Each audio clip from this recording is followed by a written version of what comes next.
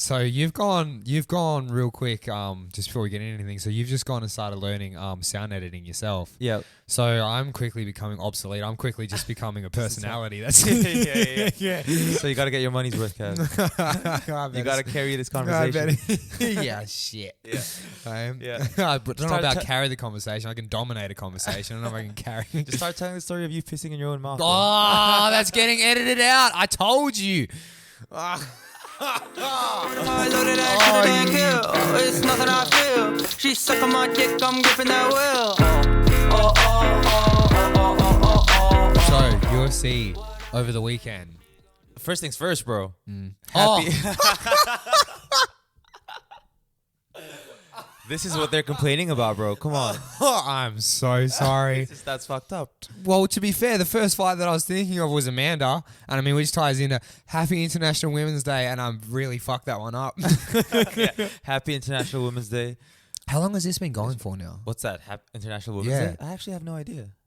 It can't be like that long in the when I'm thinking of like history and things like that. 100%. You know That's why there's still. That's why it's still like, as long as there's inequality. Yeah, there's gonna be all true. Shit, you know what I mean, I think it's dope, but real quick thing that I've always actually thought to myself, and I've said it to people before, is that so you know like Amelia Earhart and all that sort of stuff. Fuck, why does that name sound so familiar? Because she was like the woman to fly around the world and all that sort of stuff. Okay, got I'm probably gonna have to what edit this. I was thinking of. No, Amelia. is she the one who invented the plane? Fuck, I'm fucking this up right now, bro. Anyways, my point is, if women were given more rights and everything earlier in the day and allowed to practice sciences and like all things like that, I personally think that as a society we'd be further along. 100%. To this That's day. just, dude, there's 50% you know, men and women in the world. If we fucked that one up, guys. We fucked that one up. When you said Amelia Earhart or whatever her name was, Amelia Earhart. I can't believe I mental blanked on the. I was imagining the Queen of Dragons, bro, the Mother of Dragons. Really? Bro. Nah, man. Is that Amelia Clark? I've known about Amelia Earhart since I was in year 2, man. So did like a whole history thing, and I kind of got. It annoys me because I got really interested in it. I went down rabbit holes as a kid, and for the life of me right now, I'm mental blanking on it. Yeah. But So, anyways, happy National Women's Day. Yep. Let's preface this by saying we're probably not the best people to be talking about International Women's Day, but it's just our opinion, you know what I mean? Yeah, it's just our take. That's on why you tune in. We're just here to talk. I'm just here to talk. Oh yeah, I'm just here to talk, man. Yeah. So, speaking of International Women's Day, coincidentally, I watched the Zhang Weili and Joanna fight 2 days ago. Not even knowing that it was International Women's Day, and that's crazy that happened on the eve of International Women's Day. Yeah. And they had Amanda Nunes fighting so close on it too. Yeah, because she's the only. So we've got 4 fighters in UFC history to hold 2 belts in 2 divisions. Mm-hmm. But Amanda, and being a female, is the only fighter in UFC history to successfully defend simultaneously both belts. Do you think that was intentional, putting her on that card on that date? Just before International Women's Day? She hasn't fought for a while though. Yeah, you're right. But I think it was intentional. Yes, I think. But I mean, it's what are you gonna do? Like the title fight had to happen for them. You know what I mean? Sorry. I mean, like I was saying, it's just crazy that the greatest fight in women's history happened the night before International Women's Day. Oh, I get what you're saying, and I completely forgot about that. That's crazy. Yeah, that is crazy. That fight was amazing, and I'd been saying for a while that coming out of China, like Zhang Weili, is just the way that she moves her training and the way, like the power and just the cardio, and she's scary, man. Dude, those 2 girls did not stop throwing for 25 minutes. I'm surprised how much of the power shots that Joanna ate. Oh my god! And she ended up with looking like an alien after that fight, bro. It's crazy. Hematoma, you know. Her head grew like twice the size. It was pretty horrific. Yeah. Night and day for like who she looks like. Dude, you just gotta check out Zhang Weili, whatever you want to call her. Her Instagram, bro. Her hand speed and like her workouts. Yeah. It's insane. Bro, I don't know if we can say whatever you want to call her like that. You're right. It's Weili. I actually know how to pronounce it. I don't know why I'm just blanking right now. It's Weili, 100%. Yeah. Now that ties into as well, real quick. I saw a thing, I sent it to you, that they but there was, I guess, some doubts put on. The fact that someone's posting it means that there's some doubts put on Meghan's career in the UFC, because she's either, that was her last fight or she's got 1 fight left. Oh, yeah, that but was they don't have I'm not saying she's a bad fighter. I'm just saying they don't have a choice because they don't have women. They don't have a big. The women divisions are thin. Yeah, I mean, especially 145 because those are big women. You know, and and I don't know if the UFC. I don't want to go down this rabbit hole hard, but I don't know if the UFC can. I don't know if it's because there's a massive lack of female fighters in the world. Therefore, there's a lack of talent for them to pick from, or if they're just unable, or if promotions aren't putting enough female fights on, or you know what I mean. Like I feel like there's more. I feel like there's more talent out there. You know what I mean? Yeah, but I just think it's the size thing, man. Because there's. Well, I mean, one championship. The lower weight classes. If you throw in an atom weight, like one championship has, holy fuck. Yeah, but Dana doesn't like those small. I don't know. Maybe it's a Western versus Eastern culture kind of thing too. Why? I don't understand why he doesn't like those small fighters. Because those fights are so mixed. Yeah, especially with the women. Like they're so mixed. They go everywhere. But I think like America loves the heavyweights and the big boys. You know, whereas the Asian culture, like those people are your size. So when you watch it, you relate to it more. I don't know. Yeah. I feel you. I don't know. I feel you. That's crazy. Yeah, people just want to see people eat the canvas. You know what I mean? Yeah, that is true. That's why everyone loves the big boys when they fight. Yeah. Anyways, going through all that, what do you think is next for Amanda? Dude, that's such a hard question. It's definitely 135 because there's nothing in 145. Do you feel like she's kind of hanging out for some weird potential big money fight that might come along for her? Who though? Okay, here's what I really think. There's only one person that came close to, or at least it being competitive with Amanda, and that's Valentina. Yeah. And she's like smaller than her. Yeah. Something that might be interesting is Clarissa Shields. Oh yeah, but because she's training MMA, but I don't even know how much she's training MMA now with the pandemic. But she wouldn't be ready to fight Amanda Nunes until Amanda Nunes is done with her career. Exactly. That makes sense. Exactly. Like she's a black belt in Jiu Jitsu, you know what I mean? And but it's also just MMA IQ and everything, man. Clarissa, she wouldn't be able to touch her, man, to be honest with you. I don't think she'd even I mean, you got the puncher's chance and she but you need time. I don't think it'd be like look what happened to Meghan, bro. Yeah. And Megan's been in that world a lot longer. Yeah, but talent-wise, nothing against Meghan, but she's not on that level of Amanda Nunes or Clarissa Shields. You know what I mean? Dude, the poor chick. She got She just when she got her back against the cage, she looked like she didn't know how to fight. To be honest. Who, Meghan? She froze. Yeah, but completely but Amanda's standing in front of you. No, Bro. I know. I'm not. I'm just saying it was just that's what I said. Like poor girl. Yeah. Like it just like. Did you see her walk in the arena or the Apex? Nah, There's a video of her walking in on Reddit. It was going all over Reddit. It looked like she just saw a ghost, bro. She was so pale. And well, I wanted to say, I wanted to say to you, but I wasn't too sure how it was going to be taken. I don't think she ever thought she was going to win that fight. Man, the moment Amanda cracks you, I think girls don't know that feeling. Yeah, okay, got you. Because Masvidal reckons that on the regular, Nunes fucks up 135 dude to a good fight, like really good fighters on the stops them. Apparently, she stops them. Yeah, I'm not surprised. Yeah, I'm not surprised. That's like Holly. Holly does a lot of her rounds with like John Jones and all that sort of stuff. Yeah, you know what I mean. Yeah. It's like I'm just someone looking from the outside. Yeah. But from my perspective, if they looked at like female, we know. Like martial arts and female, that's what we know. So that's why I'm speaking on it. You know what I mean? So I think if those kind of figures are more shown in the mainstream, like girls can see that you don't have to fucking like do all this shit, and that determines their success. Like it'll be so different. But then the issue with that, bro. Okay, you get a young girl who wants to be attractive, wants to be pretty, wants to be athletic, and then also wants to be into the things with the makeup and all that sort of shit, but wants to do MMA or all that. And then you hear some dickhead boy who talks about fucking, they're just like, they look like men or fuck this and that. And it's like, you wanker, bro. Yeah, but that's the problem. Why don't you shut the fuck up? That's part of the problem, though. We got a female at our club. Athletic, fit, everything, and she will tell me that she constantly gets stupid comments from people, man, just trying to make jokes and stuff like that, and it's insecure guys who don't know what the fuck how to talk to a girl. So how do you fix that though? No, you know what I mean? Because for me, it's easy for me to say like fuck them. Like, why do you even give a fuck about what an idiot like that thinks? The issue is, I think it becomes sometimes like an age thing. You can't convince that teenager or that young, maybe late teen, early 20s that you shouldn't give a fuck about what people. You can't convince them of that. 100%. They've grown up in an age with Instagram. They're the first to grow up in an age where at any point in time anyone can reach you.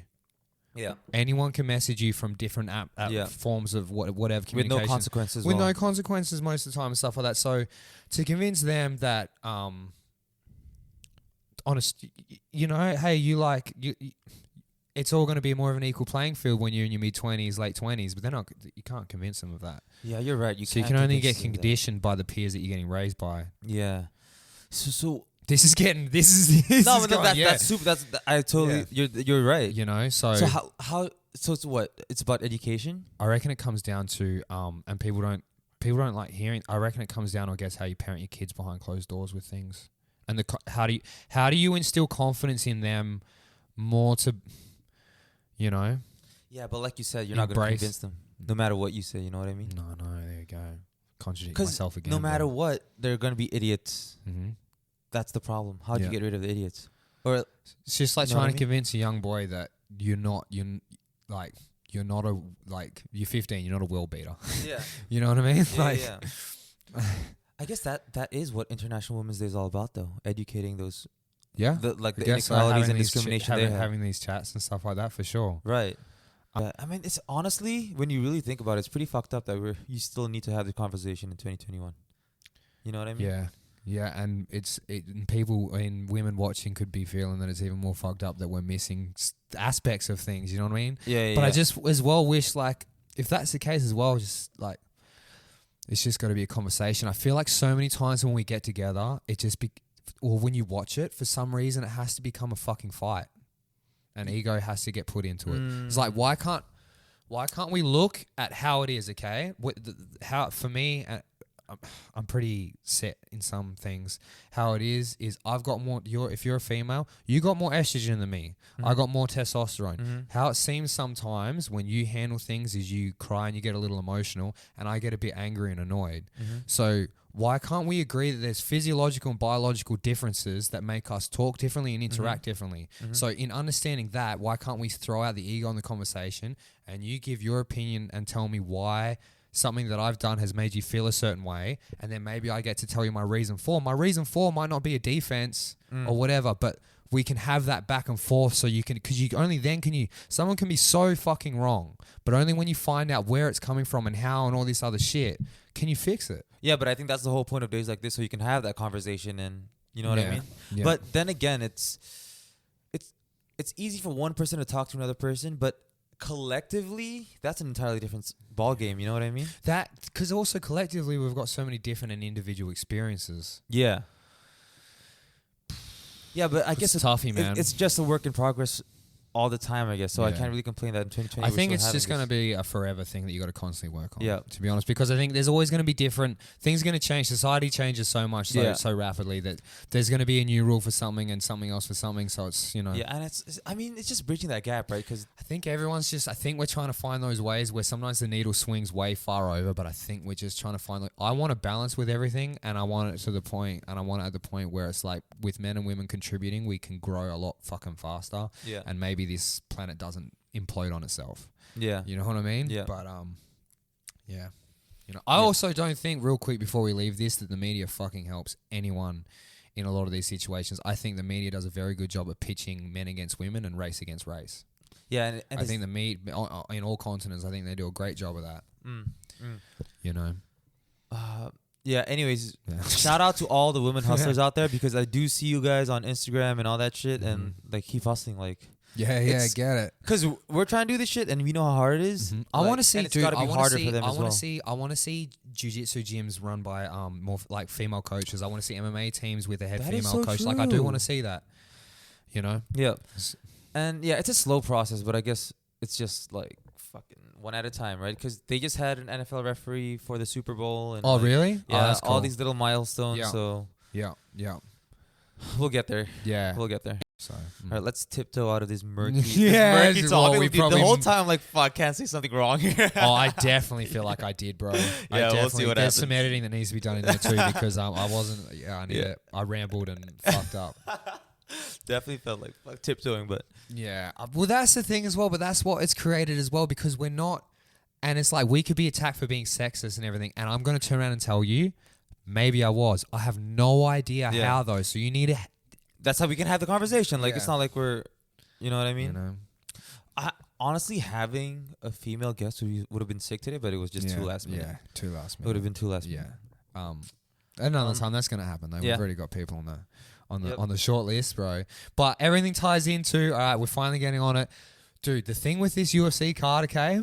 With all the fights and all the title fights and everything, it seems like it's always the post-fight presses and the things that happen that come out of this whole weekend of fights is fucking ridiculous.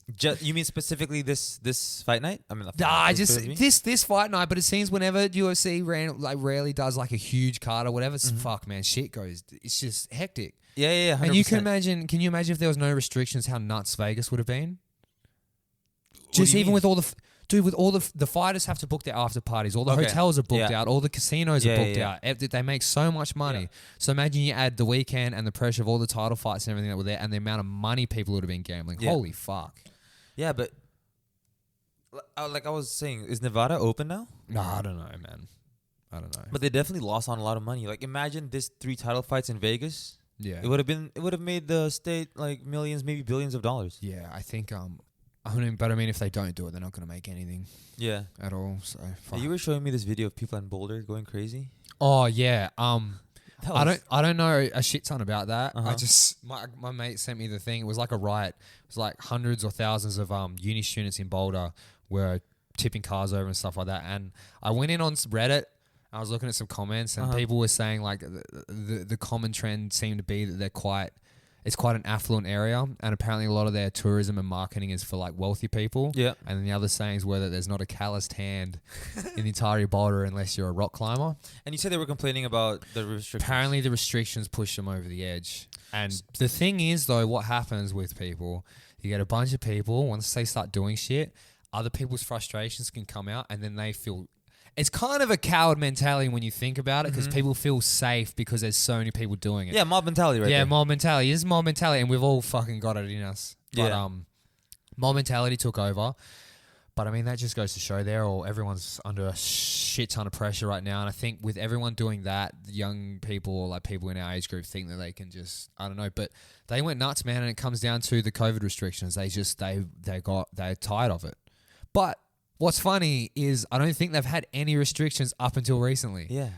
And it's not even so, like a hard the ass rest lockdown. of us, like Australia's been having the hardest states in the world for periods of time. Yeah. Like, I mean, fucking hell, man. Yeah. But yeah, so they were riding, they were like, dude, police were like running out of there. Oh, yeah? And the whole crowd, you know what I was saying to you? The whole crowd just about was white. And you went to look for it and you could barely find it. This thing happened like 30 hours ago. Yeah. I mean, like I said, people were talking about the Oprah interview, bro. Oh, dude, I don't even know what you're talking about with that, bro.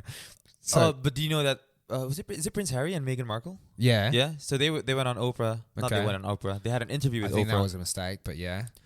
So do you know like the entire basis of their argument? I do you know what's happening? No idea. I just know that it would have. I've gone down threads and rabbit holes on that royal couple before, and I just know that would have been a mistake. Okay. So I haven't seen the whole thing. I've just seen some clips of. Oh no! Shoot from the hip. Yeah. But I've seen like news or like the media, what the media is saying, or like just tiny clips, and it seems like the common theme is Meghan Markle had like suicidal thoughts and all that shit, and there wasn't any support from like the royal family or the institution. Yeah. And the other thing that the news was picking up was... was she giving her reasons why they left the royal family? Yeah. Or like what's happening pretty much. And the second thing was someone in the royal family questioned like the skin color of their baby Archie. Or like... Yeah. So those are the two main talking points in the media. But I haven't seen the whole thing, so don't take my word for it. But those were the two main talking points. I was hearing like sort of conspiracies that were going on as to why they were separating from the family and stuff like that. And... but I feel like there was going to be racism there. They didn't want him to marry her anyways, bro. Yeah. They didn't want him. They wanted him with a white royal or someone that they picked, bro. So it was always going to be contentious, you know? And fuck, what do you do? Just move away. So here's my question. So they removed but themselves from the royal real family, quick, right? though, I don't fucking trust Oprah as far as I could throw that woman. Well, okay. Why? First of all, why? She's giving away cars, bro. Oh, so was fucking DeGeneres. yeah. Nah, come on, man. There's some you watch a lot.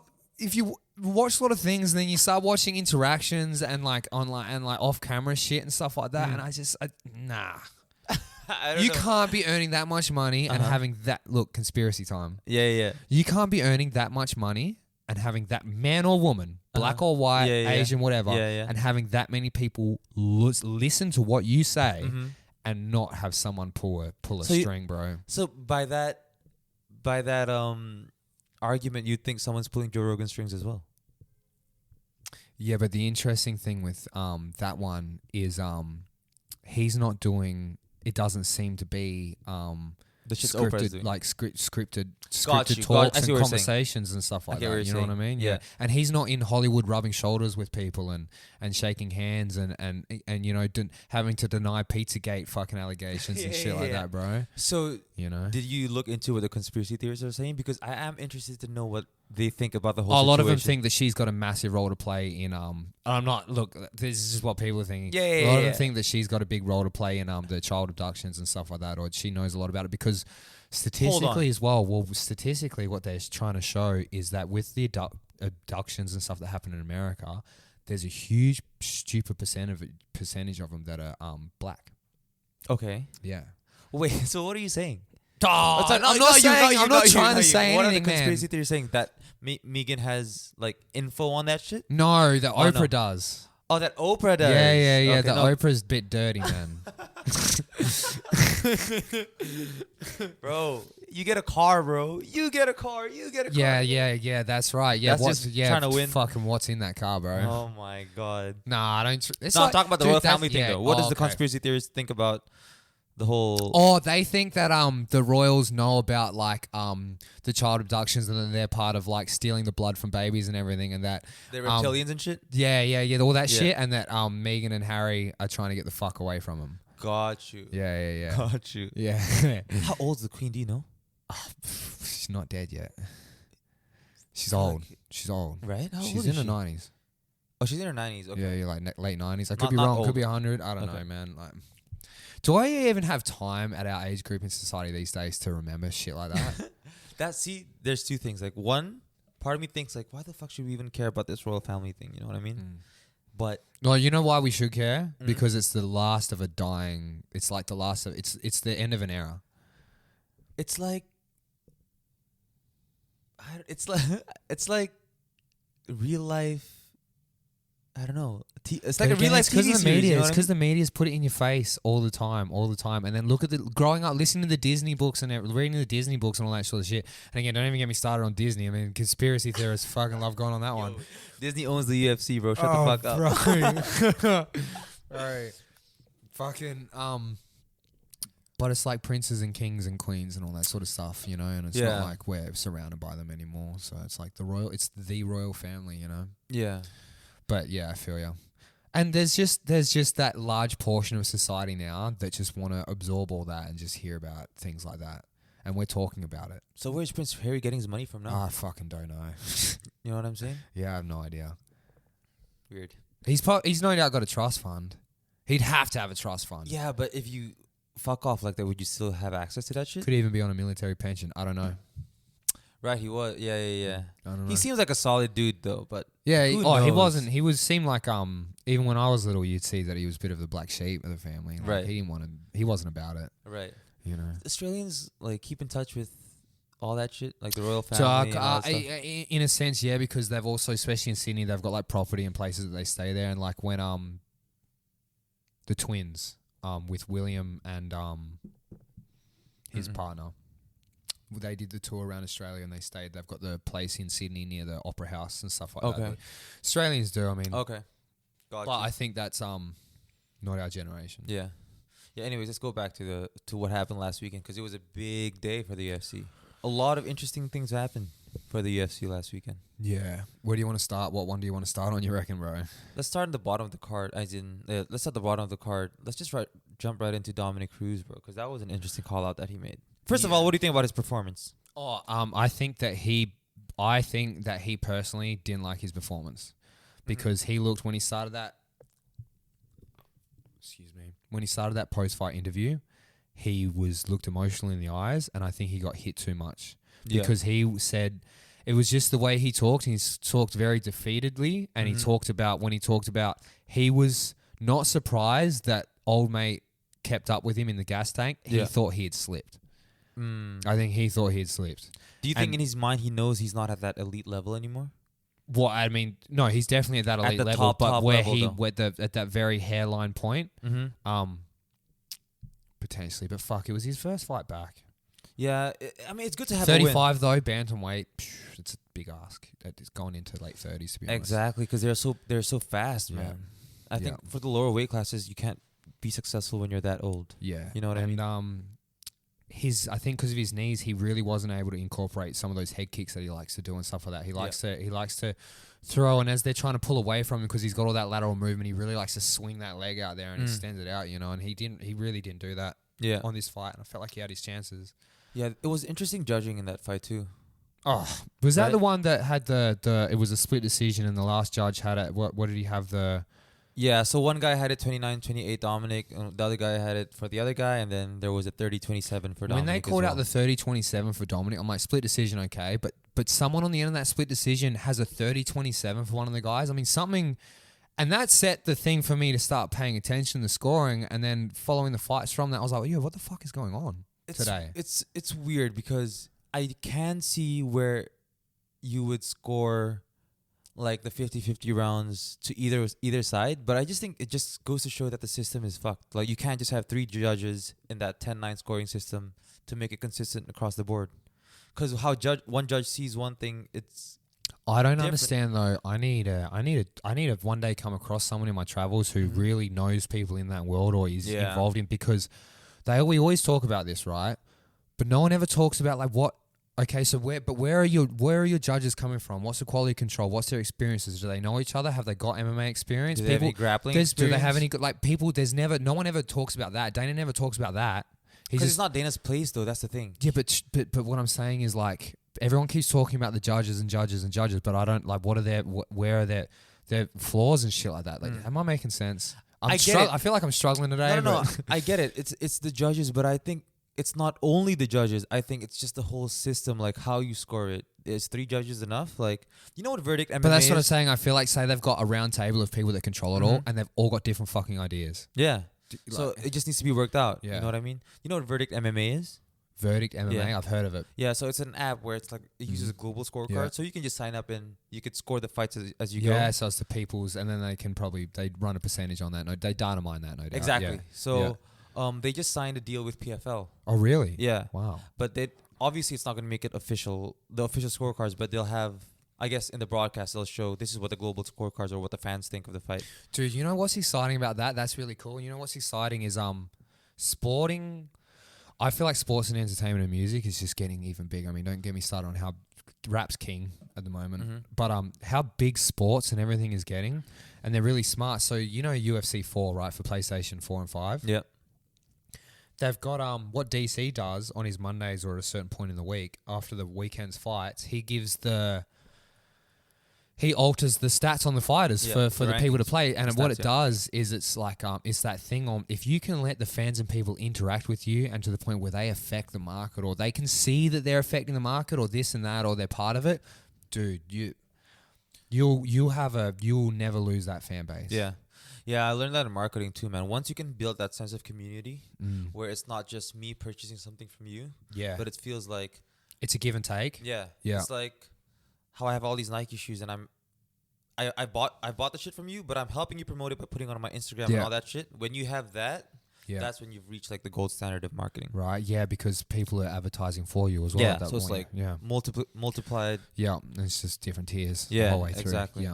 Yeah, I think that'd be cool. Oh, also back on Dominic, I thought he fought. To be honest, when I was watching him, I was like, oh, it's like there was like a lot of classic Dominic. Yeah. But there was just little things that are just little things. You know what I mean? You could put. I want to see him fight again because you can put that down to like, you know, he could have a few like excellent years left in him. You know what I mean? Yeah. I think, like I said, I think he's gonna make one last run at the title and he'll see what happens. I feel like he's solidifying his position. I like listening to how he talks on MMA and stuff like that. And I think he's solidifying his position through UFC and ESPN.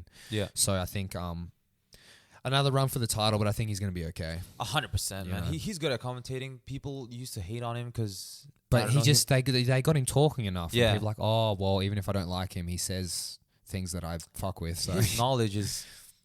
You don't it's get... also, but it's the way that he carries that over to people, and he's just really well spoken. Yeah, he's gonna get better at it too. You know what I mean? Yeah. The other thing that happened with his is his call out on Hans. Oh yeah.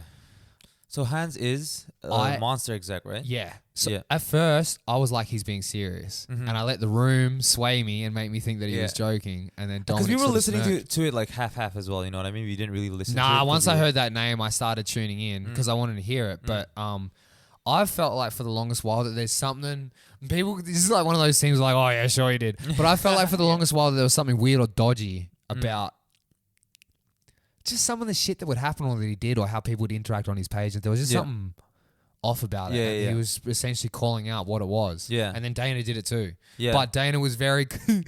you see, when Dana got given the mic to talk about it, his pretty much first thing off the bat was, Monster's a great company. Yeah. It's a great sponsor. They've helped plenty of our athletes. Plenty of our athletes. He was pretty much like, I'm going to step back and I'm going to push Monster away, and this is just. No, he said let Monster deal with it because that's their company. You know what I mean? Yeah. But apparently, Dominick's qualm was Hans is making fighters comment on his page and using his position as a monster exec for his own clout. Yeah. You know what I mean? Yeah. 100%. Like he would threaten his athletes to like pull their sponsorship if they didn't comment or some shit like that. That's what it was. If I can boil it down to something that made me feel fishy, I was like, I was literally watching. I'm like, how is this rep for the energy drink company and stuff like that? He's a buffer between the athlete and the company. Yeah. But I was like, I started watching and I was like, I don't know if he's that much of a good guy where he gets on buddy terms with every single person involved in the fight game that he seems to come across. Yeah. And then I was looking at his page and stuff like that. He's got so much shit with all these fighters and stuff like that. And he does his own photography and those docos and everything that he little mini things that he does for his Instagram and everything. They're off of mostly his back as well. Monster, I'm sure, uses some form of promo footage, but I think that's his data. Yeah. So that's all his own hustle. So coinciding with that, it makes sense that he's playing that on. Yeah. I mean, it's not impossible that you can be all buddy with those fighters, but I guess it's always a fine line, huh? It's interesting. It's like an abuse of power. It's interesting because he's being buddy with a fighter, and then he's coming over and he's doing this exact same interview with you, and you're fighting the guy that he was just best mates with, but he's doing the same thing with you. Dude, fuck with me, man. Yeah. I mean, it can be like a personal thing with Dominick and him as well. Like we don't really know. Like, No, the full we story. don't know. But other people are sick of it, or whatever. But yeah, I think Dana called him like, but he is a goofy dude. Yeah. He's a goofy dude. Yeah, he's a goofy dude. That was a good selection of words as well. It was a good selection of words. Yeah, he had to be careful. Yeah, he had to be careful. Sure. We had to be careful. But yeah, so we'll see what happens with that one. I think. Yeah, has he responded on? No, I don't think he has. I could be wrong. I don't think he has. I was about to say I think he would stay quiet. He's got to be super careful too. For sure, he's got to be super careful. They would have talked on the. They would have. Something would have happened with other execs too. 100%. Yeah, some people would have had to have. Damage control would have had to have been done. Yeah, potentially. Yeah. You know, because the other thing that stuff breeds as well, man, is people start picking sides. You know what I mean? And everyone's involved with each other there. So yeah. I don't know, but that one was weird. And I'm glad that I was right. So we got that one, and then who do we go into after that? Who was fighting? Aljo? We can talk about Santos and Islam. Not Santos and Islam. As in Santos and Rakic or yeah, Islam and is there any point in talking about that fucking fight? Look, I'll say this real quick though, G. Santos has had both his legs fucked out on him. He's not going to be running you down, and he's not going to be giving you a lot of lateral movement. You need to understand that. Look, Rakic fought a safe fight, and when he did get in close, some of the stuff that Santos threw was fucking like leather, man. Was just throwing heat. But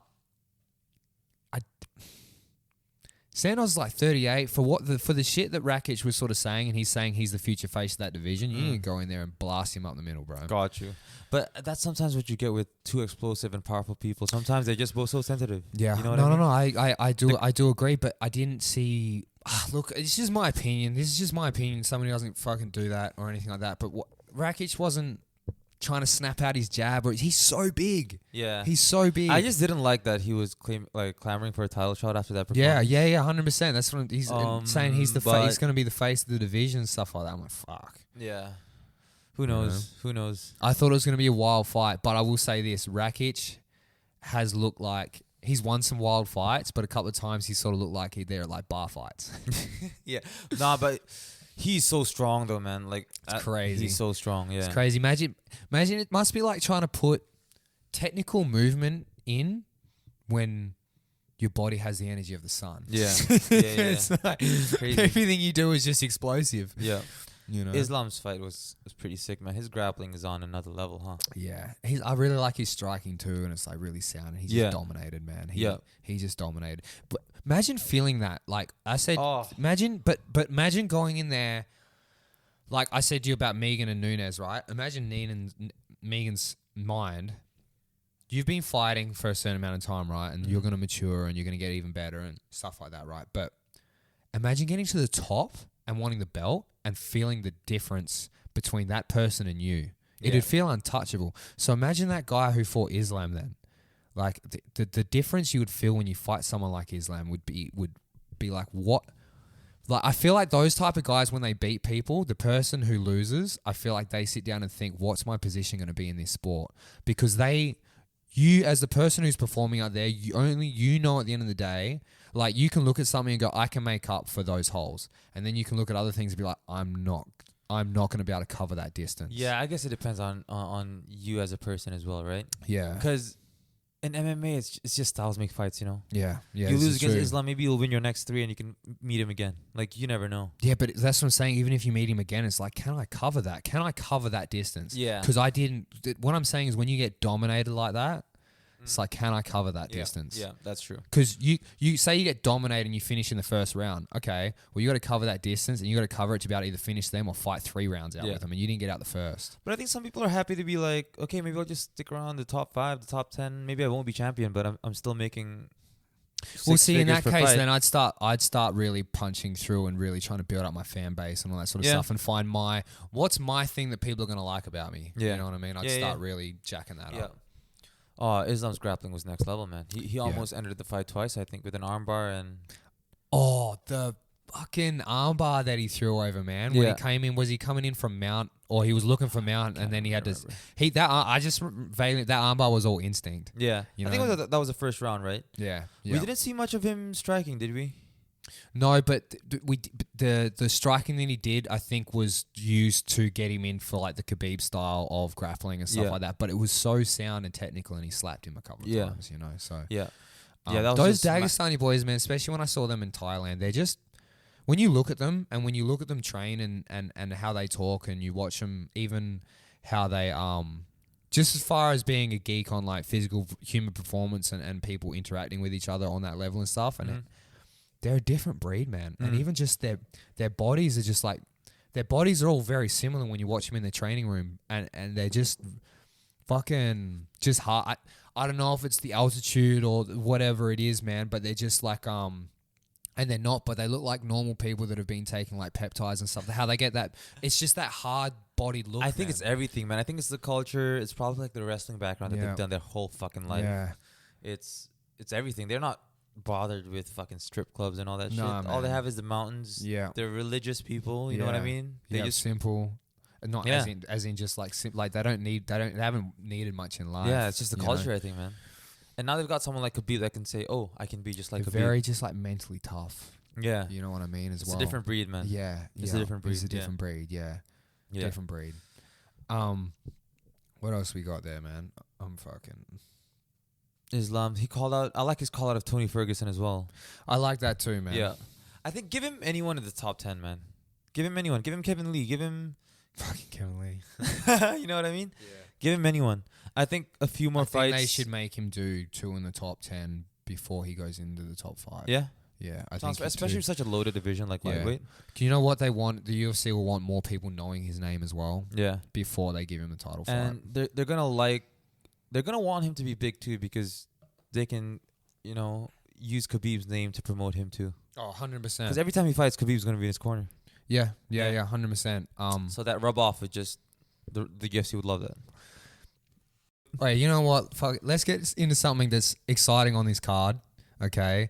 And that I mean, all the fights are exciting, but the Aljamain Sterling and the Petr Yan fight. Yep. What the fuck? That was one of the fights I was most looking forward to last weekend too, man. Because it was such an interesting style matchup. Kind of the grappler versus striker, but not really. Because they're both so well rounded. Yeah, I thought I was keen for that one. I just I don't think we'll just touch on. I'll just go into how I was watching the fight and stuff like that. That Aljo was necessarily respecting the counter wrestling and the defensive wrestling of Petr, because it also at one point Yan was also engaging in the grappling exchanges and nearly took his back. Oh, he did have his back. Didn't he have his back? He had his back. So I don't know what it is, but my short-term memories. Just it's either Yan. I don't know if Aljo was just happy to play bottom, or if Jan's trips and takedowns was too much for Aljo. What did you think about that? Okay, so the way Aljo was going down and going into things and dropping into shit reminded me of quite a bit of Ryan Hall and a few other people that I've seen before. Mm-hmm. I feel like maybe a couple of them caught him off guard, but I felt like he in the center of the octagon, he is totally fine. If you want to attach yourself and take him down, I think he's just more likely to flop into like he did on the legs. He came in, he entered in on the legs and all that sort of stuff. Once he, in that scramble, he hit that scissor takedown. Yeah. He had a 6 scissor takedown. I think round 1, right? I don't know if he did or did. I think he fucked it up. Because it is a technique hitting both legs for a scissor takedown, but I don't think he meant to I think he wanted the saddle. Yeah. But yeah, I just think just the way he was coming in on things. But the main thing with what happened with that fight was the illegal knee. Do you think Petr was winning, or did you think Aljo was winning up to that point? I don't have an opinion on that. Oh, you don't have an opinion on that? No. Yeah, I honestly, because I had money on Aljo. And I honestly thought that you had money. Yeah. Hey, so Rav, you're fucking. Oh, you keep going. You take it. I had money on Aljo, right? And I honestly felt that Jan was taking over that fight. I felt like Aljo had his peak in the first round, and I just thought Jan was starting to overwhelm him, and Aljo looked like he was starting to fatigue, and the illegal knee happened. And I knew when he got kneed there, it was going to be a DQ. Rav would have been... there would have been a lot of people around the world with money on that fight. When Rav felt like that the fight was lost or on like a hair's breadth, when that happened, you got up and danced. Yeah. Dude, I've had my fair share of... I thought I lost a fight. Yeah, and then a dodgy decision goes my way, bro. That's when you really dance, bro. That's when you're real happy as a fight fan, bro. Or like the Black Beast when he knocked out Volkov. Oh. He was getting worked on for 3 rounds, and he knocked him on the last 10 seconds. You had money on that? Bro. The highest of the highs, bro. Oh, that's so bad. That's what it must feel to win the UFC belt or some shit, bro. I think a little different. Yeah. But you know what, man? If it feels that good in the moment that you feel you can compare it, I think that's awesome. Yeah. But I knew that was going to be DQ. Yeah. Okay, that was a big shot. That was the biggest shot of the fight. And by no means do I right think... on the temple. 100%. By no means should Aljo continue after that. And I agree with what Justin Gaethje said and what a lot of people say. It shouldn't be on the fighter to decide whether that fight goes on or not. You know what I mean? It puts the fighter in such a weird and awkward position. And it's also such a crazy, hectic game in there that I bet you so many of them make decisions that they would change the moment they leave that cage. Yeah. Because Anthony Smith, he opted to continue and lost the fight. But I think... And that changed his whole trajectory of his career. It would have, but I also think, though, that not continuing in that moment would have affected his brand more. Anthony Smith? Yeah. Anthony Lionheart Smith, I think that would have affected it because of the way that knee... It was a bad knee and everything, but it didn't look the same. And I'm not saying it didn't feel the same or wasn't worse, but it didn't look the same as the knee in the middle of an octagon. Yeah. You know what I mean? So but here's the thing, though. See, that's why I don't think it should be on the fighter at all. The commission just call it no. it's done. Because now It's straight away. It's like you've done that. It's done. Yeah. yeah, Okay, you've got to make the decision as a fighter. Okay, do I have to act here? And I'm not saying Aljo acted like, do I have to act here and do what's best for me and my family and my wallet and everything? Yeah. Or should I just take it like a champ and he'll probably be finished by Jan if that fight continues. He's hurt and he's fatigued. Yeah. You know what I mean? Yeah. I'm gonna say that I don't think he was physically capable of continuing that fight per se. Mm-hmm. But the way that when he took the knee Mm-hmm. and then the way he went down and then he chose to go to his stomach and then he chose to move around after that and then the way he conducted himself in the post-fight interview and how they had to help him out of the octagon, I don't know. People are going to hate this, bro. I feel like he milked the titty a little bit. I agree with you. I mean, I'm not going to say that he was in the shape to continue the fight after that happened, but I don't blame him because imagine doing that. This is if I'm in this position, the reason why I'm milking it is what I'm saying is you've got so many people watching you. You've already made the decision that you can't continue. You can't just get up and walk out of that cage. Man, you can't just go, yep, good, and fucking take a mouthful of water and walk out that cage. You can't. Yeah. So I don't know. No, for sure the right decision is to not continue and just go backstage, just deal with your own shit. I think he definitely made the right call. What I don't agree with is all like the post-fight antics. Yeah, so all the other stuff aside, you can go on about, but it's the post-fight shit. Because it's not consistent with what you did and what you said 2 minutes after that happened or 5 minutes or however long that shit was. And now after the fight, you posing with Henry Cejudo and you know, showing the belt around, taking pictures and shit like that. Yeah. I mean, by all means, take pictures, but at least do it behind closed doors. You know what I mean? Yeah, I don't think it was a smart play. No matter what your intention is behind it, the optics of it isn't great. Yes, exactly. You know what I mean? Yeah. And I want to know. Look, things happen, and every man's his own man and stuff like that. But if you were my boy, man, and that happened, like I said to you before, bro, there's no fucking way I'm letting you post that on social media. That's everywhere too. It's not just 1 or 2 photos. It's videos.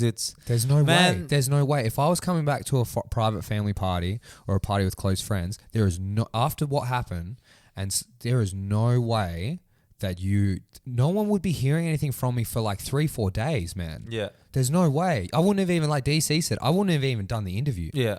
And honestly, okay, taking the belt and taking photos with their friends, okay, fine. Like, they came there to support you and all that shit. They want to take a photo with the belt, sure, that's fine. Yeah. But the thing that really annoyed me was the Henry Cejudo thing. Yeah, okay, so you're really stuck on that one. Yeah. Okay, what's your, what is this because of it contrasts what Aljo said about what he wanted to do, or like why do you hate this one so much? I mean, okay, first of all, you won the belt like that, and you act like that in the octagon. Yeah.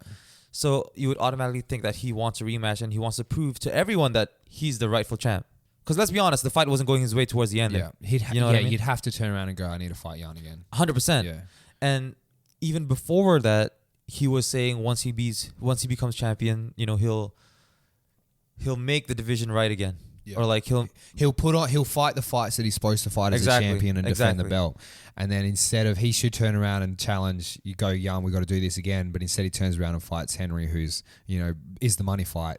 Or at least like angling on or getting, it's on his teammate's Instagram, you know what I mean? It's not like it's just something behind the scenes. It was like scripted as hell too.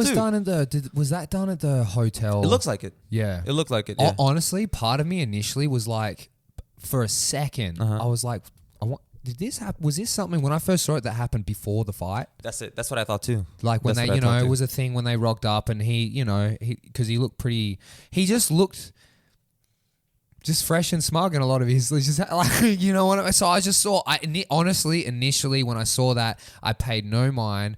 Joel even hit me up today because he's like, yo, did you see that he challenged Henry? And I was like, what? I honestly thought, I deleted it because I was like, I thought it was before the fight. Yeah. So it was after. It was after. It was after. It's just bad optics, man. And the fact that you had to explain yourself in an Instagram video, like, it's not with a good the look. balloons behind you, bro. Yeah. Balloons behind you, it's just not a good look. It's just not a good look. Yeah. That's what I think. Yeah. Yeah. How old is he? Oh, I have no idea. I just think he's not old. By any any means. I just think I just think that wasn't the smart play for it. What I'm meaning is everything's going to blow over. Yeah. He's going to go back to his thing. He's an amazing fighter. But it's going to take longer to blow over. Yeah. Now. Yeah. And there's going to be a lot of... You know what, though? It could even help the hype before the next fight. It will. And the thing is, it makes people root for Jan as opposed to him. So what you're saying is kind of like what they're saying, where it made him the sympathy card in that Sympathize one. him, yeah. The sympathetic one. Yeah. Yeah. I feel you on that one. You know, I did find when I read his apology, I'm like, man, he had someone help him with that because there's no fucking way he thinks that Aljo needs to recover. Yeah. Yeah. No, but Jan seems like, because he did an interview, he seems to be taking it like pretty. Pretty good. Yeah. He's like right in the head. You know what I mean? Yeah. He Like he didn't want to make any comments because it was too early. He's got to watch the tape, and he said he got confused with the hand. He thing. was very scared about when they asked him the question about if he heard anything from his corner. I saw his eyes; they were kind of darting to the left because I think he was very worried about the words he had to choose. Yeah, because if he did hear something, does he one say that he blundered to the point where at that level he had to ask the question, and two, does he give up his coaches saying do it and like? Apparently, it wasn't that. Apparently, he did an interview with Russian media. Yeah, I saw on Reddit. He said would have given a better. Yeah, he said before the fight, the referee was explaining to him the grounded opponent thing with the hands, and for some reason he was just like focused on the hand thing that the referee was showing. So that's what he had going through his mind. Gotcha. So during the fight, he thought when his hand came off, he could knee him. Yeah. So he just threw his knee. And he just admitted it's an 3 illegal points of contact. You can. Yeah. Yeah. He just straight up said he fucked up, and that's it. He's owned it.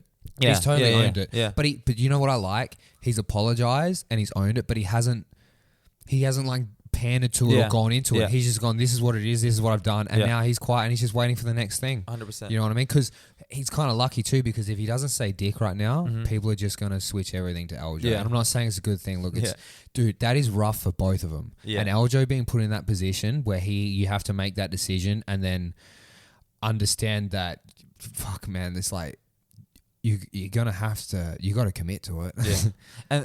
And like, he could have just been caught out. He could have, what he said in the video essentially was that he went home and he was vibing out and his family was vibing out with him and wanted him to be proud of his accomplishments for even just getting to that platform.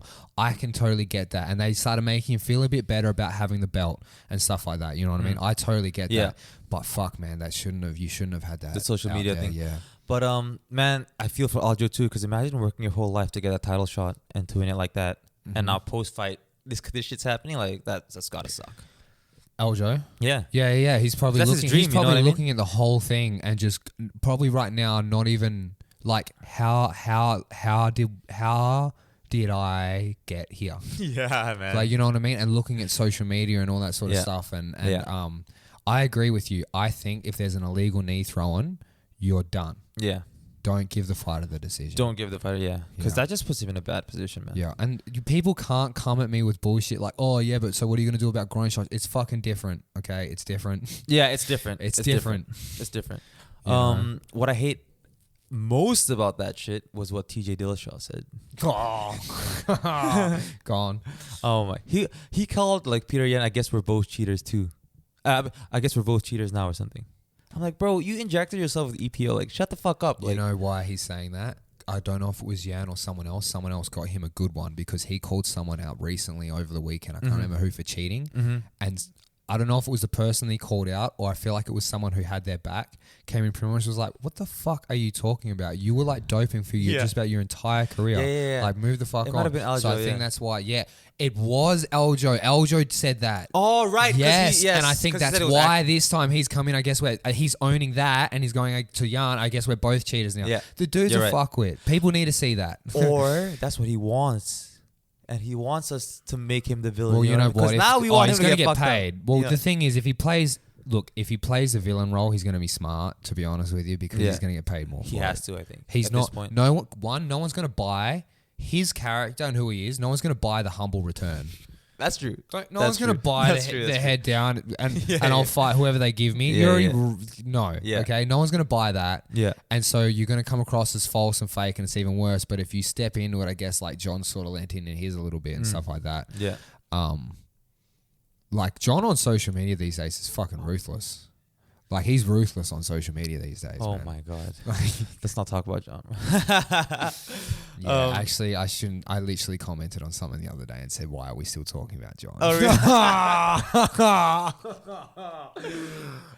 End of the podcast. Oh my god. Moving on back or circling back. But you know what? Honestly, hopefully they do make the rematch, and that just opens up for Sandhagen and TJ, and that's a fight I'd like to see anyway. Yeah. So maybe in the long run, that wasn't such a bad thing. Dude, TJ has to win his fight coming back. Yeah, and it's a big fight for Corey too, because if he beats TJ in any fashion, like that's you know he's legit. You know what I mean? I hope Corey's busting his ass. I think he is, man. Yeah. Like I said, he was on the Joe Rogan and Theo Vaughn's podcast. Yeah. Seems like he has his head on like straight. Right? And he seems I don't think he's gonna. He seems like some fighters let the world put pressure on him to beat a certain person. I don't think that's gonna. I don't think that's gonna be the case with him. You know, like say Brazil with Aldo. If he didn't beat McGregor, like he would have been thinking, I am dropped from my entire country, like because they for the things McGregor and everything was saying, they hated him. Yeah. You know, so you'd have a lot of people DMing him this and that the whole way through, going, "You have to beat this guy." Yeah. I don't know. I was gonna like segue that into Galvao and Gordon, but let's save it for later. Let's save it for later. Let's go with let's touch on Jan and Izzy just for a little bit. Yeah. Oh, dude. By the way, side note, I'm a Jan fan now. Dude, he's such a cool guy. Hey, dude. He's such a cool dude. Fucking such a cool guy, man. Yeah. I've seen him talk and stuff like that before, but he's like, I've never really. I honestly thought he was going to get scratched on the UFC myself at one point, so I didn't. Everyone did. He did too, and Dana did too. Yeah. You know what I mean? He fought, like I was saying to you in the second round, I'm like, fuck, he's fighting such a good fight. Yeah. He's fighting such a good fight. As good as Izzy was doing in the stand-up, like it wasn't one-sided enough for him to win that fight. Well, MMA statistics on Instagram has Jan outlanding him. Oh, yeah. The whole way through. But I'm always skeptical about those significant strike numbers. Like what constitutes a significant strike? You know what I mean? I feel Yeah. But I don't like to question everything sometimes because it just makes it easier for me to look at it. It's important though. It's important, those numbers, but sometimes you got to see the story behind those numbers too. Is all I'm saying. But you definitely need those numbers. It still plays a part. But Jan just took over with the grappling late in the rounds. Israel rocked him at one point though. But I feel like Israel was rocked half a second because he wasn't able to follow up and counter on it, like capitalize on it really hard. Yeah. And there was a couple of times when he ate a good hook at one point, and his range was all fucked up. Yeah, I remember that. He was standing too close and he got caught in the pocket. But what he showed though was that he didn't put on any weight, and he ate power punches from. And Israel would have been doing the subtle things that we couldn't see. He wouldn't have been he would have been just on an angle. He would have been rolling just enough with it and 100%. Stuff like that. You know what I mean? And that's just expert shit. And man, Jan would have been 20 pounds heavier than him? Yeah, and not wasted weight. That weight is not wasted. Man, no. He's built like a Viking. Man. Yeah, yeah, man. And especially like with the takedowns and having someone on top of you, especially in half guard like that, and he outweighs you by 20 pounds, and he's a BJJ black belt. Yeah. Like you're not like, come on. You know what I mean? Yeah. Like, and props to him, Izzy took the loss like a champ too, man. He did. And you know what I said it too. I got really excited in the fight when he got taken down. I'm like, I've wanted to see this for the longest time. Okay. And he didn't, I think he did really well in the sense of he didn't get overwhelmed. Yeah. Yes, Jan would have been tired. He would have been heavy breathing, man. But Israel slowly and methodically, he knew when to hold him down, when Jan was going to try and posture on him, and he knew when to keep his arms tight, and slowly he started from nearly the center of the octagon, he started making his way to the cage, like slowly, methodically. And then what was so amazing to see as well is Jan recognized it, and when they started crossing the lines, Jan turned it and started moving it back to the middle. That was so... But and you know what?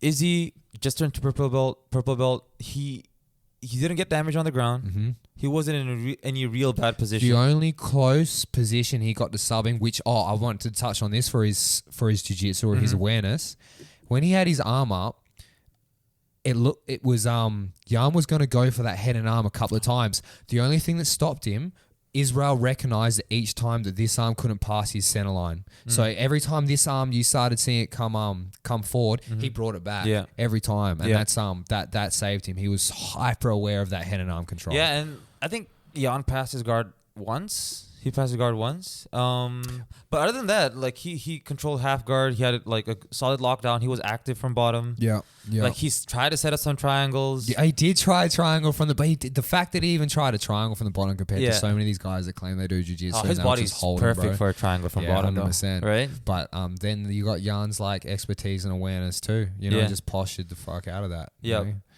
And I think it was a really cool fight to see. Yeah. Do I think that Israel could beat John? Probably No. not. Probably not. At this stage, especially with John being so much bigger, I think and Israel needs to put on size. but you know. that was probably, you know what? And I know I'm not meaning like the answer is to put on muscle. Yeah. I think he needs to get a little bigger, and you know. I think Izzy didn't lose that much in that fight though. Like his brand didn't take that much of a hit. No, his brand didn't take a hit. His brand, I don't think. And now his he brand knows took a like hit. he can't just go up and think he can outmuscle this, because maybe that'll work in boxing or kickboxing, but in MMA where there's grappling and jiu-jitsu, like He took the power away from the people that matter, from the people's opinions that matter as well, by saying like, I've striven for greatness and I've come up short tonight. I'm a future legend in the making. Like, I'll go back down to middleweight. We'll run this again. You know what I mean? It's like, you can talk your shit, but he's already done it for you. Yeah. You know what I mean? Yeah, It was that's true. smart. How he Yeah. did that was smart. Yeah. And I know, but I believe he was genuine yeah, about everything he was saying. exactly. You know? Because that I think that's why people love Izzy too. You can tell like that he's just speaking what's on his mind. You know what I mean? Yeah. And sometimes he has some rehearsed like. I struggled with him in zingers the here too, beginning, because in the beginning I was comparing like Australasia or like Australia, New Zealand, like MMA champions, and I found Israel next to Rob so childish.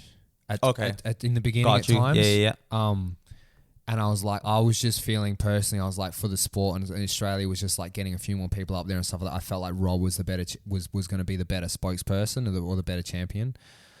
But my mind's getting changed, man. My mind's getting changed a lot. Two over very time. different personalities for sure. Yeah. Like how could you not love Rob? You know what I mean? Oh yeah, man. he's Like, just and obviously there's biasry, you know. Like GQ Man of the Year, bro. One of the, I think yeah, for a and year, I've been right? watching him for a while, man. And and the fact he's still so young, you know, he was 28 when they're he the got same age, strap. I think, right? No, Rob's younger.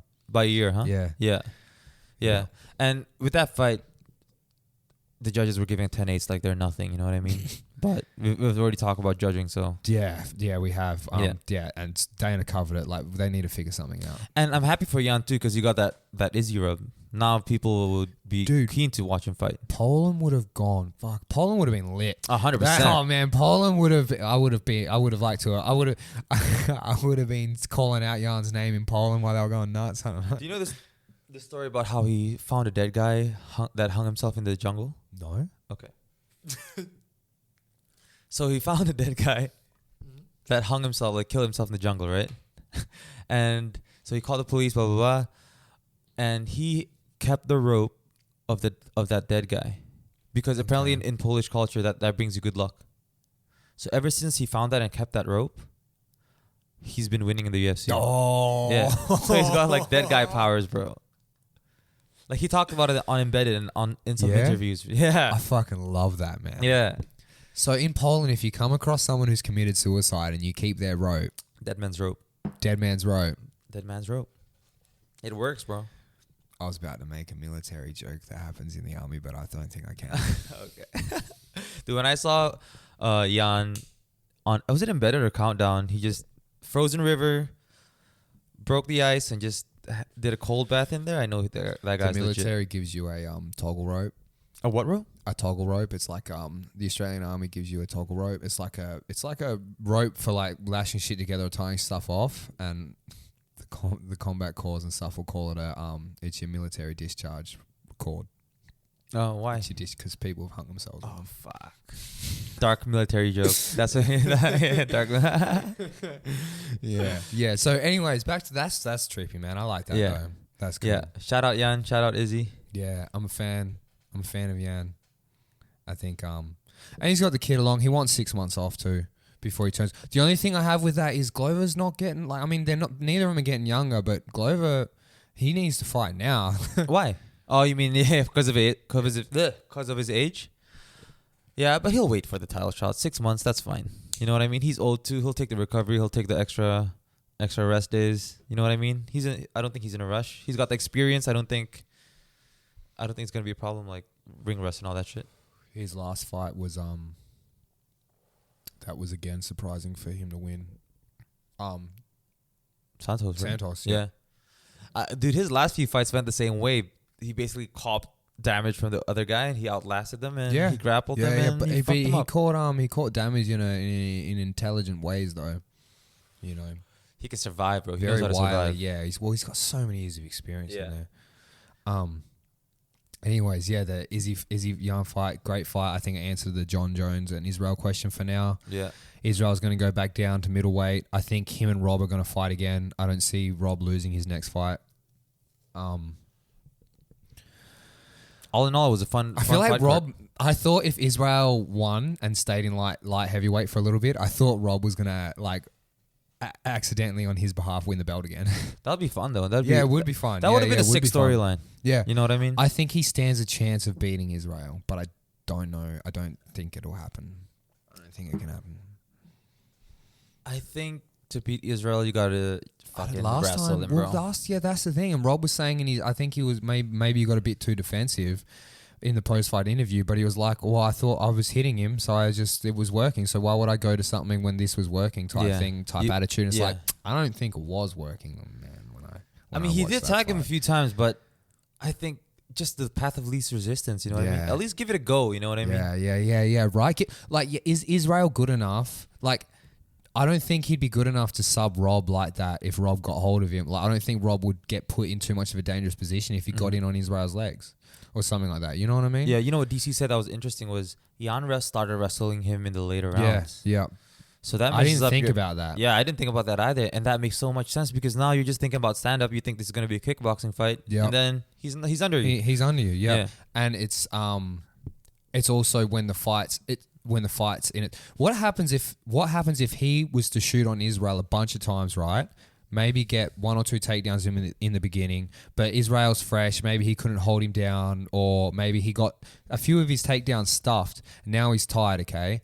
And now the fight's in the balance in the 4th and the 5th round, and you can't take him down because you're tired. You've spent that. You've played that game plan out. Whatever it is, Israel's changed his range and his angle because he feels like you're shooting. And then the fight's could be going his way because then it's a striking point fighting fight. Even though it seems like the numbers were saying they were still leaning towards Jan. I'm just if you're looking at it on paper before they fight, this is what I'm sort of going on the thing by. So I think it was super smart. I didn't think about that. When I was watching it. Me neither. You I thought it was just like a late adjustment, but it might have been a game plan, man. It had to have been a game plan. It had to be because it's the weight, the size, and the experience on the mat compared to the other. It's like. Yeah, you know, but I think it's just like the only thing we need you to do is just not get caught for 3 rounds type thing. Yeah. You know what I mean? Yep. Use your power to keep him back and then get in on him. Yeah. Yeah. And he did well stand up as well though. He did. Yeah. He really, really did. Yeah. Yeah. And he like Israel surprised me a couple of times. Israel had to, I think, you know what? Israel got a little tired as well because I think he had to throw more power because I said to you as well, I've never seen him stick that jab in so hard, so consistently, like with that kind of power. Like he was really digging it in. Yeah. You know what I mean? I think he was just trying to get Jan to stay at that range and it was hard for the size of him and stuff like that. Yeah. I think he fired back sometimes down the middle in the pocket when he had to because I think that he felt the judges might have scored against him in an exchange. And I knew, like we both said, it was risky. Like he took some risks in there. Yeah. Like he fired a right down the middle and blasted Jan with it at one point, but it didn't. He just, he ate it up. Yeah, I mean, he's 20 pounds heavier than you, bro. Yeah. Yeah, it's hard. Yeah, it was a fun card though. The prelims were bangers, bro. Compared to the main card, a bunch of them. A lot of drama in the main card. But the prelims... Kind of a lot of, like, bullshit drama as well. Like, you know what I mean? Just like, But... fun drama nonetheless, though. The prelims were amazing, man. The Kai Kara France finish. Oh, I came in just as he was, like, looked like he was going to get strangled. Yeah. And then he fucking knocked him out. Yeah. The Carlos Alberg fight. A bunch of them. Fun prelims. Oh, Song Yudong and... oh, my God. Kai Matrix. Oh, man. Yeah, Kyler Phillips. Phillips, yeah. Oh, 23 and 25. See, this is the thing. I want to talk about this. 100%. Yeah. This is the thing. We're now starting to watch the generation that grew up with MMA as a kind of like a mainstream thing. So they've been on the mats at a really young age or in the boxing ring or Muay Thai ring looking to MMA from a really young age. We're seeing more numbers like this for the first time. That's why I think we're going to see champions a little younger in years to come. And these guys, so their skill level as far as their confidence in their abilities and what they do well was on full display there, and their patience was insane, man. Their patience with each other and just the shots they're throwing and when and the timing and everything. And obviously, like, it was stylistically, it was a great match. It was a really smart matchup. Yeah, you know, top and to bottom. neither of them, that didn't hurt. The loss didn't hurt. That fight was good for both of them. Yeah, especially Kyle Phillips to beat because everyone's so high on Song Yadong. They are too. Hey, Yeah. So I don't know. I think he's an amazing fighter. Maybe it's to do, I think it's just the age thing and everything that's got people so surprised, and that kick that he ate, man. Oh my god, I was just gonna bring that up. That kick that he ate, he did not even That flinch. didn't even split his skin. First of all, I didn't split his skin, but they were dry. I'm pretty sure they were dry, you know, semi-dry. like it didn't affect him at all, man. Nah. I wonder if it did, in the sense it stunned him to the point where it was just like, go forward. I don't know, because his eyes didn't even shift. It was really like boop, and he's back. Yeah. Insane. Yeah. I noticed Kyler, yeah. Yeah. He got fatigued more. I think he got more tired than Song Yadong towards the end. I think it was to do with I think it was hard. He kind of put a lot of the pressure on, but I think it was hard trying to put the pressure on whilst dealing with the physicality of Song Yadong. I think that's might have what made him a bit tired there. And his style is a lot of like movement. And he shot too. in on it. Dude, his takedowns were amazing. They're like that well-timed, huh? They're like that blend of wrestler and jiu-jitsu where he shot in for the double, right? Like that's comes from wrestling. But he and on an angle, but he shot low as shit. And soon as he took it, his hips and everything came up like jiu-jitsu, like he's trying to go over the legs into mountain stuff. And the other thing that I saw from him, you said to me, apparently he's really good on the mat. He might be a jiu-jitsu guy. I might be wrong, well, though. literally just as you said that, man, Song Yadong was getting his hooks in on him. He bounced in on the hooks, and as Song Yadong put pressure against him on the bounce, he elbowed him, and then he used the defensive reaction to get off the hooks. Yeah. That was like, people need to go and watch this. It's like a 2-second thing. I need to watch that thing again. You need to watch that moment again. That part there, just watch how he does it and how he floats on it for the elbow and uses it to come back. That part there I thought was amazing. Yeah. Interesting. That's a fun division, man. 135, man. That's 135. Yeah. That hyped me. Fun division, yeah. He's got a kind of, his shoulders and back and everything he's built similar to Poirier. I think he's quite big for that division. Kai? Yeah. Yeah. I think Song Yadong, I don't know, man. Maybe just because I'm a Team Alpha male hater, but it just seems like he didn't adjust. You know what I mean?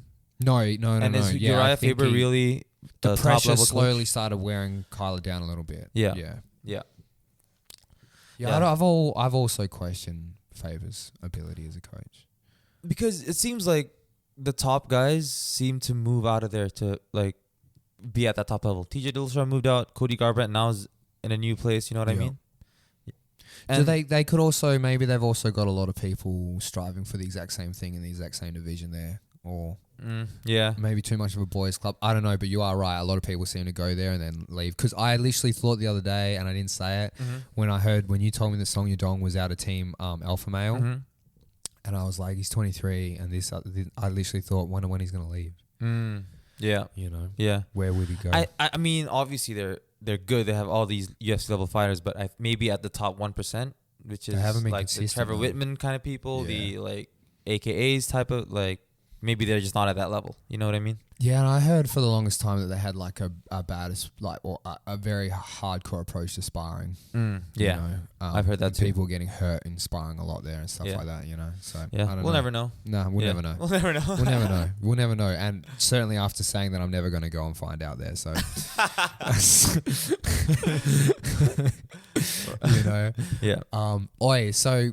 Look, man, combat sports is fucking hype right now because that feeds into as well this funny little thing that happened recently which my friend, as he was doing his interview for Who's Number One Jiu Jitsu.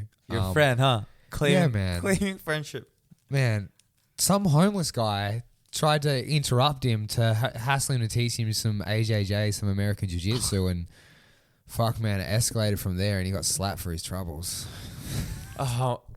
People say that he slapped him twice. I only saw one. Nah, can't you hear it? There's another one off camera. You can off hear camera. it. Yeah. That's why people were saying the podcasters and the media for jiu-jitsu were saying like submission tap out or tap out radio, submission radio, whatever.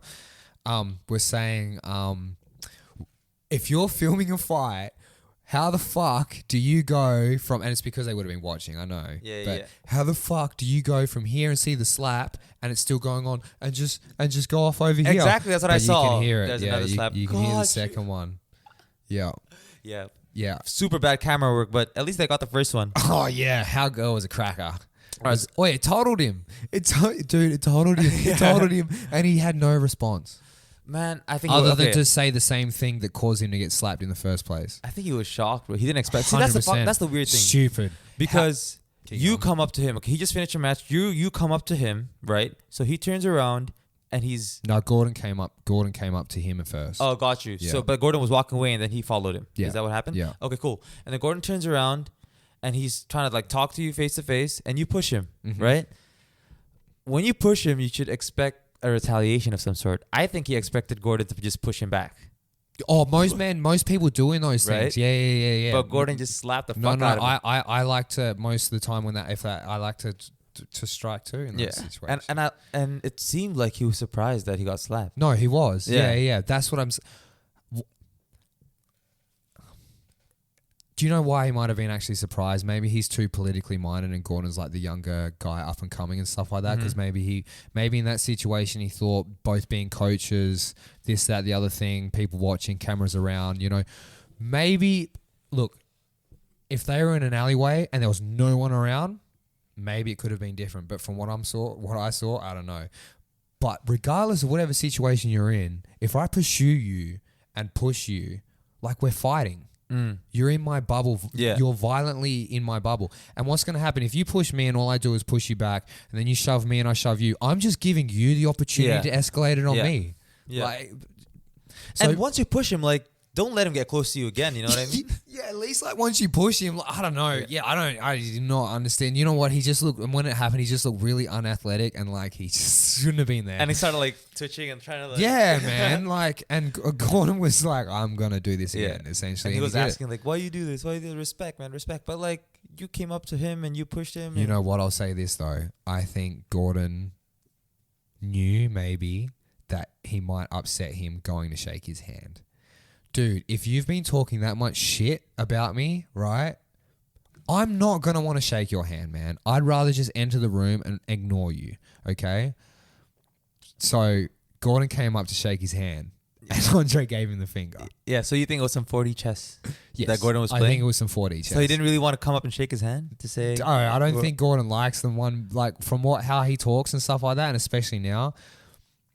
I think it was some 4D chess going on. Do I think that he knew that it was going to get to where it got to? No.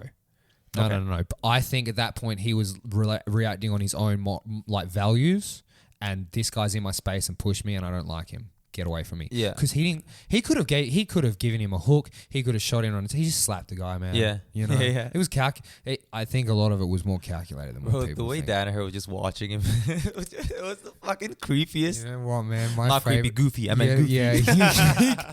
You two things. One, I think my mate on the Gold Coast goes, I liked John smiling because I think it's like he knows if Gordon really wants to go Andre, there's not a fucking thing John's going to be able to do. Yeah, that is true. Like, what he's going to do. What are you going to do? Stop.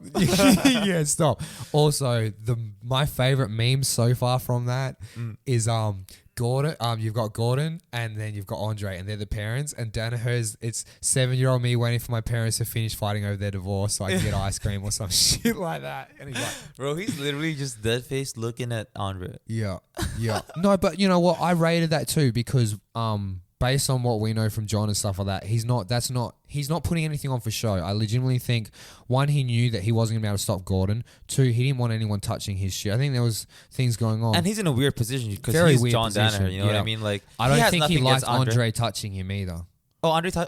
Okay. When Andre was talking to him, when Andre got sick of talking to Gordon when Gordon was on the chair yelling at him. Yeah. Andre started talking to John because John was still standing there. John wasn't even looking at Gordon. John was just looking at Andre. And I think that started making Andre feel nervous. Got you. So Andre started trying to calm down and kept explaining putting his to him, hand, right? explained to him, Yeah. putting his hand on his chest, and John would just be watching the hand and watching him. And I was like, I don't think John's comfortable with you touching him and being that close, bro. And then he's just giving that thing like, I'm very cold right now, very cold. Yeah, if you got ice in your veins, man, you would have tried to drop Gordon after he slapped you. Yeah. You know. And But again, look, initially I was having all these laughs about it, bro, and I was hating on Andre and this and that. But I think as well is you can look at it in this mindset of he was probably seeing it in a completely different light. And also I do think Gordon was playing a bit of 4D chess by going up for that handshake. Because no fucking way, man. No way am I shaking your hand. And what do you think about the apology? So it took Andre a week to respond to what happened, and he said he apologized, right? But he forgives he forgives Gordon. Yeah. He forgives Gordon. What do you think about that? I think he was stupid for saying. Oh, really? You know what? Because he plugged his own fucking DVDs. I haven't sworn all podcasts. I don't think, or maybe I have.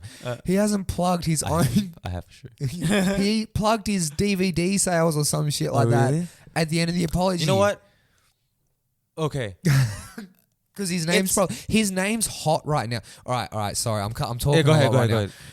You know when we're going through the YouTube statistics, Gordon Ryan was up for like people were searching like 29% or some shit like that. Andre was 2.2%, specifically 2.2%. Okay, yeah. Right for people searching him. But he's literally plugging himself and shit because he knows he's getting bigger off of Gordon's name right now. Because when people are searching this, they're searching Gordon. Right. Is that a bad thing though? To plug himself? I think. Inappropriate time and place, bro. Bro, Deal with this. But shit. this is the most time you get. This is like. This is it, bro. If you don't fight him, this is it. Bro, It's your last hurrah. I think it's so bent. Wait, no. Okay. Let me say this. I agree with this. I mean, I get why he apologized. Like he said, he apologizes to his jiu-jitsu community, to his school, to his students, because he has that image Did he to uphold. apologize to his wife when he got home for me? It's such. Like, I get it. You know what I mean? Because it's not a good example for him to show, or it's not good for his brand or his He school's brand seems to like show more what of he a did. politician, politics kind of guy type. He seems like he's more of a businessman, bro. He's got. But unlike Gordon, he has to think about that. Though. Exactly. You know what I mean? He does. So I get why he apologized, and I'm not even that mad at it. You know what? As well, maybe he could have even thought once Gordon hit him that he had fucked up, because if people are already blaming Andre for what happened, imagine if he started striking Gordon then. Because it's like, you've incited this, and now you've escalated to a beyond anything. Exactly. But I also don't think he should have left that unanswered the way he did. As the head of ATOS, you can't get into street fights, bro. You just can't. Yeah. You're teaching kids. You know what I mean? You're teaching kids, like, this is how you should act. Yeah, but I mean, even his, just the way he reacted was shit. He could have even just... In the moment, yeah. You know, in the moment... I don't know, but in the moment, it's hard, though. You know what I mean? I wish we talked about this straight after it, because I would have... I was writing this so hard. Yeah. But no, man. I think... probably one of the best things that happened in Jiu-Jitsu for a long time. Yeah. But all in all, I just think they just have to fucking fight. Like, they have to fight now. He has to fight Gordon. Tom the Blaster's coming out and saying a lot of like honest kind of things, and he thinks that this and this and this was wrong and shouldn't have happened. But then he goes, "Do I believe that they have to fight now? Yes. Yeah. Do I think Andre wants to fight? No. Yeah, I agree. Will Gordon win? Yes. And I think you just have to accept, like, no matter what, you just have to take the fight, and win or lose, just accept it. You know what I mean? Like, lose gracefully and win gracefully, and then that's it. I don't think if you lose, say he loses gracefully, right, and he's not a dick about it, I don't see Gordon riding him like a motherfucker. Yeah, me neither. I don't see Gordon riding him. I'm telling you, I believe deep down Gordon is a cool dude. Yeah, I think. Well, the thing is, I've been paying more attention lately. And when Gordon really bites savagely, he's usually been poked by one of them. And he started showing like screenshots and texts and like and comments and stuff like that. Like apparently Lucas Barboza was weekly commenting on how he like would like, fucked like Gordon's like miso and like the change rooms and stuff like that. Yeah. This is just shit talk. Yeah. And you know, shit like that. So I was like, oh, well, I don't know.